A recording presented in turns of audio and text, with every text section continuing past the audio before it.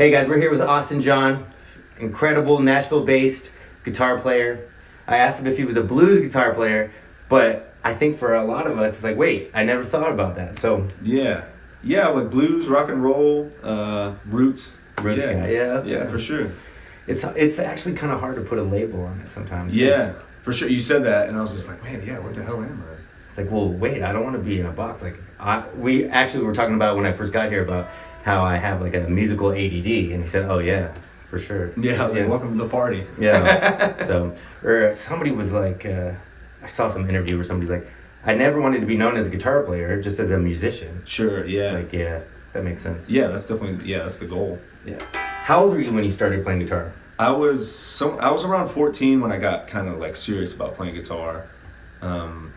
So my dad listened to like a lot of classic rock, especially like Van Halen, and then my mom listened to a lot of like cool blues music, classic rock too, but like she would always kind of hit me to cool blues stuff. So like I got into Jimi Hendrix, and she'd be like, oh yeah, you like Jimi Hendrix? What about Stevie Ray Vaughan? And I was like, I don't know who that is, and I listened to Stevie Ray Vaughan, and I would, she would always just kind of like point me in the right direction early on when I was playing guitar. Right on, okay. Yeah, and my dad too, because he listened to Van Halen all the time, and Eddie Van Halen was like, I was like, man, I want to do that, When you're 14, you're like, man, I want to do that, Okay, well, you said you started getting serious at 14. What does that mean? Like, well, yeah, I guess that's a good question. Serious, like, well, it was like I think I got a guitar when I was 13 or somewhere around there, but like at 14, it was like nothing kind of else mattered.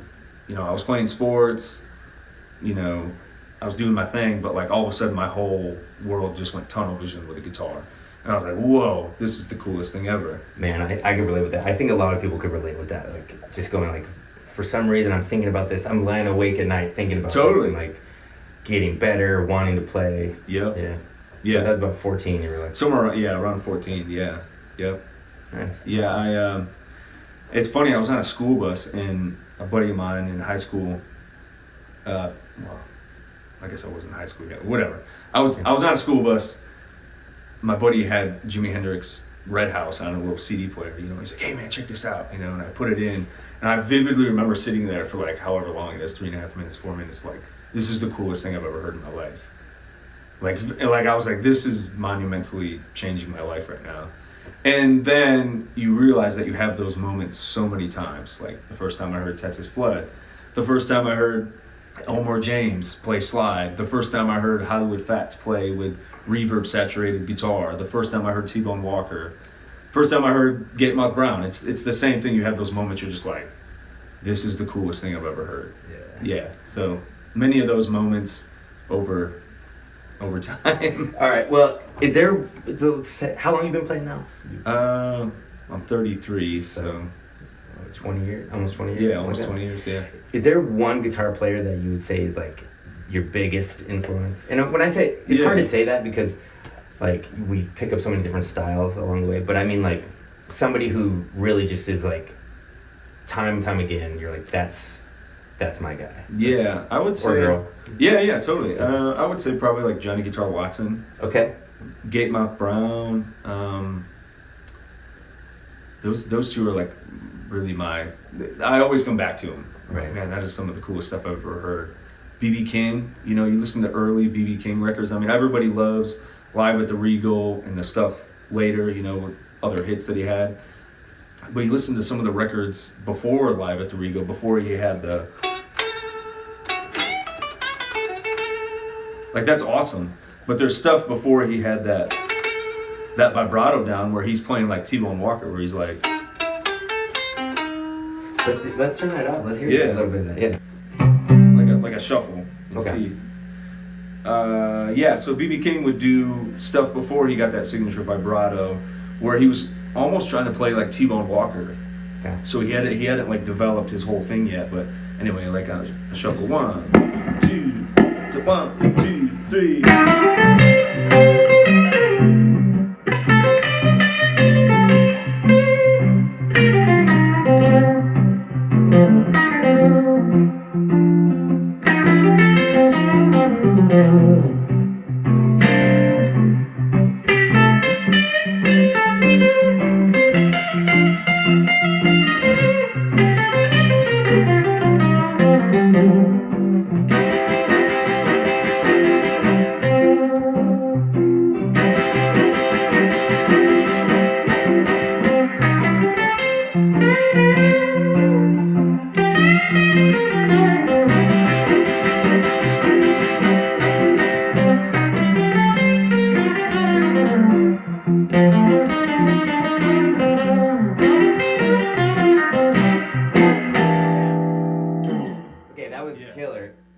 play a little bit of that slowly? I got the camera right on your hands. Yeah. And maybe just talk about how you're thinking about what you're playing right there. I think that would be a real service to people who are into the style. Yeah, so in this style, which would be kind of like B.B. King, a lot of the licks that he would do stuff like, which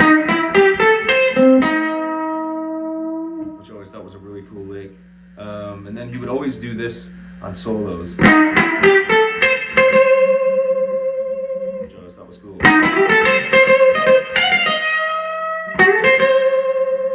Or you go. Yeah, so like stuff like that. It's very, it's not like hard to do, but like the feeling that he would do, that he would put behind all those notes is, to me, some of the greatest recorded music ever. And, you know, like I said, it's not complex, but like it's hard to sit there and really nail. You know what I mean? That's the whole part. I hear people all the time talk about the blues is just this and that. I'm like, right. Well, then why is it so hard to find somebody that really can play it well? Totally. You know? And then it goes, yeah, like, as I get older, my whole thing that I'm obsessed with is the space between the notes. Because when you're young, you want to play as much as you can. You want to impress everybody. But as you get older, you're like, man, the whole space in between the notes is the thing. And then when you listen to these records, you're like, man, it's the whole thing is that space in there. Yeah. What you're not playing. And then that goes back to some of my favorite players like B.B. King. Jimmy Vaughn is a master of that, you know. Usually when people hit me, like I'll be wearing a Jimmy Vaughn t-shirt like in the airport and somebody will come up and start talking about Stevie Ray. Yeah. I'm like, yeah, man, but Jimmy, that's like the space between the and like the confidence. Nobody plays with that tone. Like no one else can do that. Totally, like, man. But sorry, I would you mind telling how do you think about those licks or those phrases? Do you think about a chord when you're playing? So I'm kind of trying to give a little bit of like insight into guitar, but also just where you're coming from with your totally. With your music. I mean, it's obviously based around C minor pentatonic, but something that I like to do a lot is chromatic stuff. So many jump blues players like Junior Watson, Gatemouth Brown, Hollywood Fats, Kid Ramos, all these guys, they would put chromatic licks inside their blues stuff. So I'll do another thing where I'm playing like B.B. King, but I'll add in some chromatic flavor to it. So you could be like,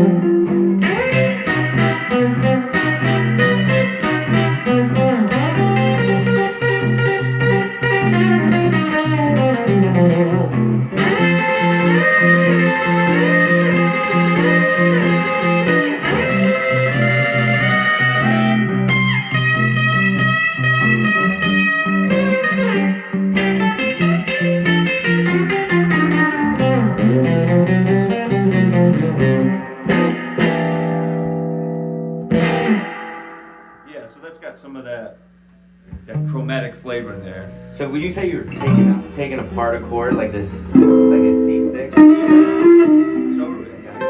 And then a lot of times, I try not to overthink what I'm playing. I try to go with what I'm feeling at the time. Tell me about it. Which is it's easy to say, but you know, some nights you feel like you're killing it, and then other nights you're like, man, I need to throw this guitar out a window. It's totally. You're like, why am I thinking about everything? Everything just, you know, you're analyzing why you're trying to play. I talk about that on this channel a lot. Like, where you want to get free, like so you're just in the music, you know, and that's cool to hear you say that because I think most of us deal with that all the time. Like so, I'll be working as a guitar player, and we'll play a shuffle, and it just doesn't feel the way that I want these shuffles to feel, and then I feel this need to keep playing. Like play more. Yeah, it just feels like the only thing that feels right when it's not grooving is to play more, which I think makes it worse. Yeah, you know, where yeah. like if the groove is right, you're just playing one note and it's just like bouncing on top of everything. You know? Totally. So that really bothers me just because I really want it to swing and I just want to be free, you know. So yeah, it's it's not the easiest thing to get in that headspace. I mean, there are times when I am thinking about the chords. I mean, you have to, especially if a song's got a lot of chords, you have to know passing tones and what works for the next chord as you're going into it. But a lot of the time I'm really just trying to just play from your head and your heart, like try to lock into that and not think about, oh, now we're going to a 2/5 and I have to go here. You know what I mean? I'm like just musically trying to stay in that zone. But there are moments where I am thinking that way, of course, like especially on like a 2/5. There's a lot of things that I'll play, like chromatic runs. Even on a 5/4, I'll think of it as a 2/5. Like that thing we were just playing. Yeah, if we're playing that, like I'll think of a 2/5, even a 5/4 as a 2/5. Like this, if we're in C, I would think it was like a D minor. So I'd be like,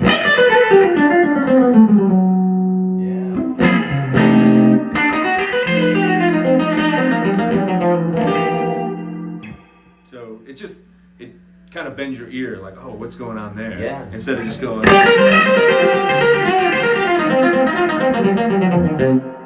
which is great. That's awesome too. But eventually you're like, man, I want to say something else. How do I say something else here? Yeah. I'm really feeling that as like a T-bone thing. Totally T-bone thing. Yeah, it's like a... Yeah. Totally a T-bone thing. I mean, T-Bone was the greatest, man. He was the first electric blues guitar player, and it's like he did it, and we're all still trying to catch up to him. Yeah.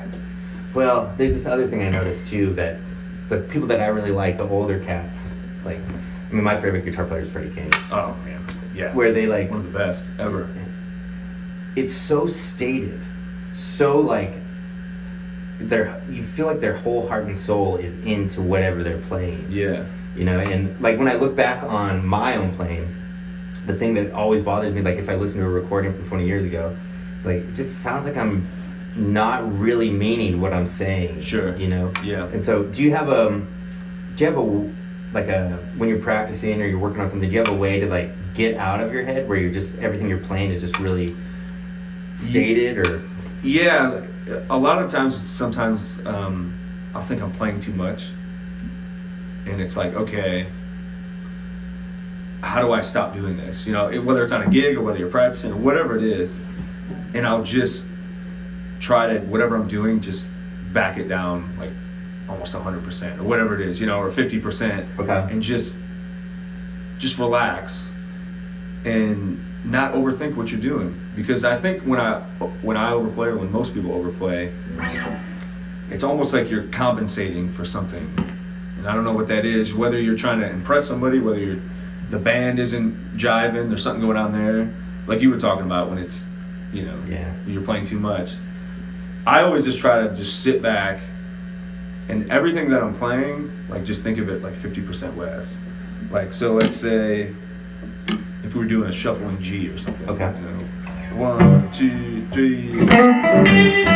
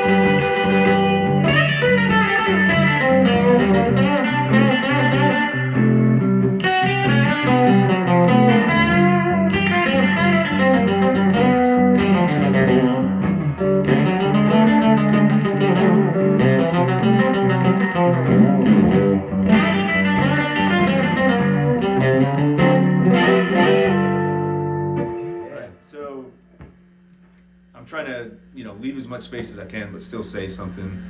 Obviously you could fill that with much more space if you wanted to, but trying to take those breaths. And then the big thing when I think of guitar is chromatics. You can change so much about the way the song sounds, especially blues with chromatic stuff. And it really bends your ear to getting out of the pentatonic, which is great, but you know, I'll think of it as like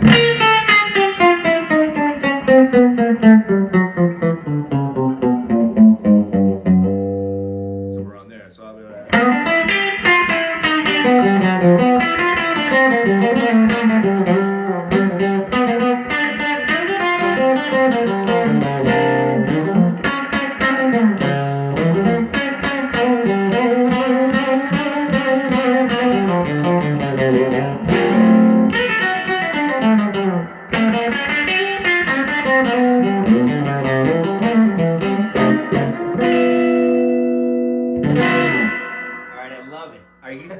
are you thinking of that you want to land on a chord tone, or how are you thinking about where you're landing when Totally. you're doing one of those runs? yeah, so obviously if you do like some of the chromatic stuff when it's changing chords, if you land on a chromatic note, that's not, I'm definitely listening for the next chord, the 1, the 4, the 5, but I'm trying to say something that is relatable and then bend your ear a little bit with the chromatic stuff, but also not so much that you're like, oh, what is this, fusion or something, you know what I mean? Right. It's like, some of my favorite guitar players like Junior Watson, like I said, Hollywood Fats, a lot of the West Coast jump players, I first heard that chromatic stuff happen, and Junior Watson, to me, is such a master of it.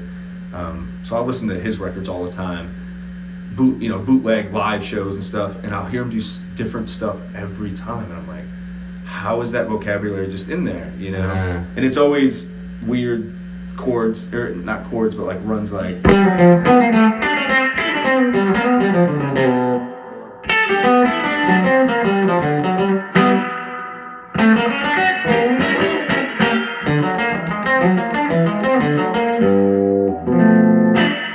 like he's hanging out with the bebop guy.